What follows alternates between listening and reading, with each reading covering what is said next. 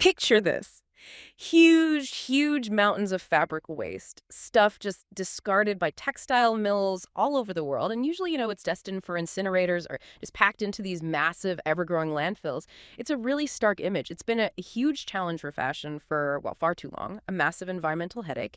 But now try to imagine if that exact same waste, if it could be transformed, not just recycled into something basic, but into a material that feels, well, pretty much indistinguishable from premium cashmere.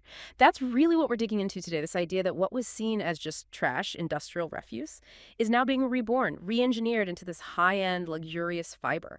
And look, this isn't just basic recycling. It's a really profound shift in how we think about resources, about value. So in this deep dive, we're going to explore one of the most, I think, compelling, sustainable business models emerging right now. It's this incredible innovation of turning waste into, yes, actual high-end profit. It's a journey into material science, into market demand, and really a fresh look at what luxury even means today. Okay, so let's unpack the problem a bit first. The fashion industry, it's got this well-known issue with waste. It's hardly a secret. We're talking absolute staggering numbers here. Every single year, millions of tons of fabric scraps just pile up. These are often like the offcuts from the cutting room floor, maybe excess inventory, or even just end-of-season stuff nobody wants. And globally, less than 1% of clothing gets recycled back into new clothes, which means the vast, vast majority, it heads straight to landfills or gets burned, and that pollutes our air, it contaminates soil, groundwater. It's just an enormous waste of resources.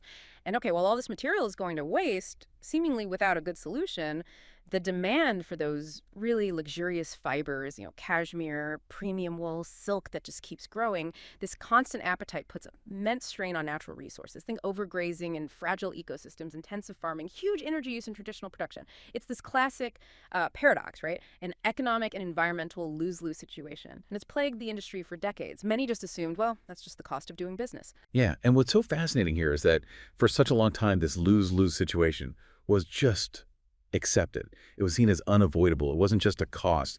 It was baked into the mindset, really.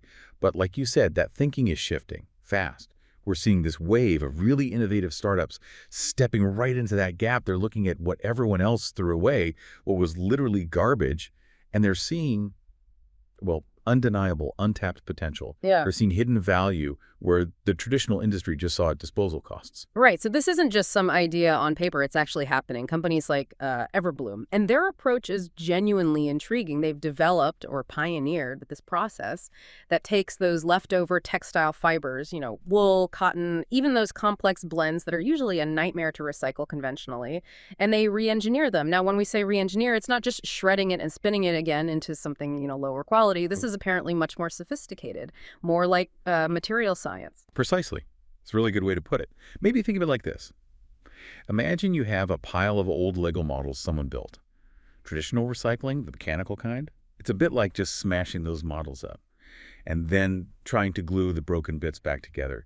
You get something, sure, but it's often weaker, the fibers are shorter, it's less versatile. Right. What Everbloom and others like them are doing, it's more like carefully taking those Lego models apart, right back down to the individual bricks. They take those fundamental bricks, the polymers, at a molecular level, they dissolve them, essentially, and then they regenerate them. They spin them into brand new, pristine, long, continuous fibers. Wow. Okay. So it's not just breaking down and sticking back together. It's breaking down to the absolute basics and then building something new and high quality from scratch. That sounds like a huge difference. It's absolutely fundamental. This molecular reengineering gives them incredible control over the final properties. Things like its strength, how it drakes, how well it takes dye, and crucially, how it feels. That luxurious touch, the end result. It's a material that is, for all practical purposes, indistinguishable from premium virgin fabrics. Think about that.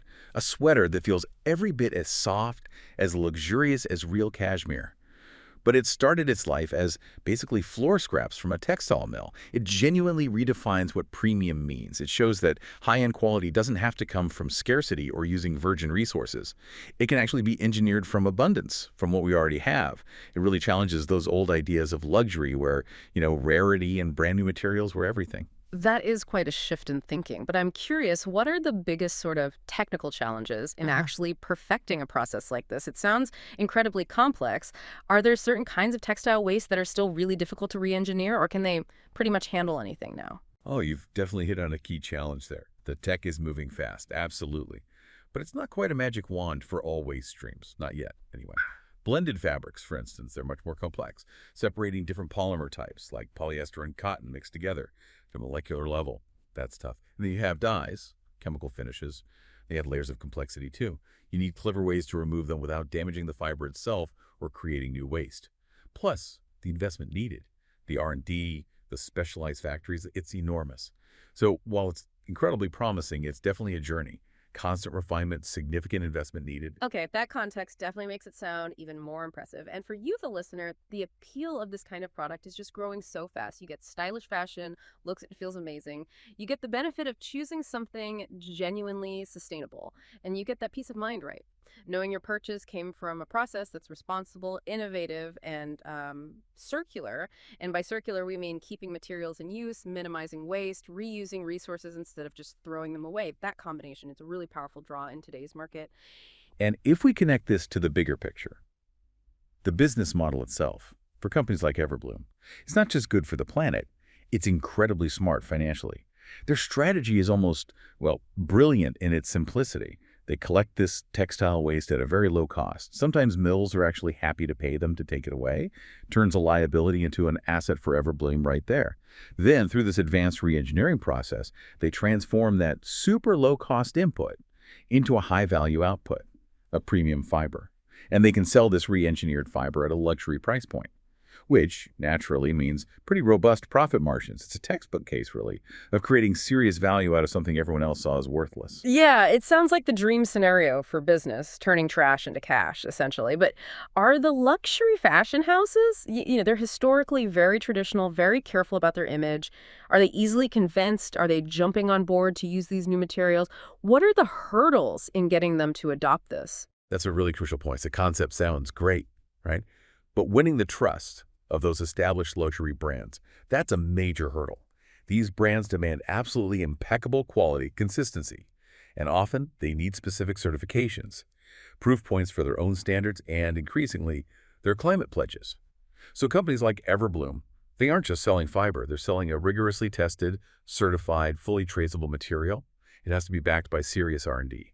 They often have to invest a lot in demonstrating that their fibers meet, or sometimes even beat, the performance and look of virgin materials. This involves things like meeting global standards, like the Global Recycled Standard, or GRS. That adds a layer of credibility they really need. And it sounds like the market is absolutely ready for this, primed even. Fashion houses, from the big established luxury names to the more cutting-edge designers, they seem genuinely hungry for these sustainable materials. They've got very public climate pledges they need to meet. It's driven by us, the consumers, by investors, and increasingly by regulations too. So for a lot of brands, sourcing from companies like Everbloom, it isn't just an ethical choice anymore. It's becoming a strategic necessity, key to keeping their brand reputation intact and hitting those vital sustainability targets. Exactly right. And for any entrepreneurs or business leaders listening, this really ought to be a wake-up call. The sustainability wave, it's not just some niche feel-good sideline anymore. It has absolutely become a major premium business opportunity. We're definitely past the point where sustainability is just a cost center. More and more, it's becoming a core driver, driving innovation, market differentiation, and, as we've just discussed, significant profit. The businesses that get this, the ones that leverage it effectively, they're the ones set to thrive in the years ahead. It's about identifying what I sometimes call invisible assets in their own operations, maybe overlooked waste streams, underused byproducts, underperforming resources, and then applying innovative thinking to unlock the value that's already there. So, okay, what does this all mean then? From us, for the future of business, maybe even beyond fashion, what seems really compelling here is this double impact these kinds of businesses are having. It's not just one benefit. It's like a powerful two-pronged approach. Precisely. Businesses like Everbloom, they're not just saving the planet from tons of textile waste, diverting it from landfill or incineration. That's huge, of course. They're actively cleaning up the industry's environmental footprint, reducing pollution, conserving resources. That's impact number one. But at the same time, and this is absolutely crucial for their success, they are expertly tapping into that booming, increasingly powerful, eco-conscious consumer market. And this market isn't just growing, it's getting smarter, more discerning. People are actively looking for and rewarding brands that show real environmental responsibility and clever solutions. It's a genuine shift. Shoppers are, quite literally, voting with their wallets. They're proving definitively that sustainability and profitability, they can absolutely live and thrive together in the same sense. That is a really powerful point about changing values. And it sparks a much bigger question for me, and hopefully for you listening. If the fashion industry, right, with its notoriously complicated supply chains, its history of waste, if they can find such clever ways to flip waste into new revenue, into luxury materials, what other industries out there are just sitting on their own hidden gold mines? Overlooking their own waste. I mean, you could think about, say, the medical sector. All that single-use plastic from hospitals. What if that could be safely re-engineered into high-grade materials for other uses? Cutting waste massively while maintaining safety. You're really touching on something quite profound there. It's about changing how we see things, our perception.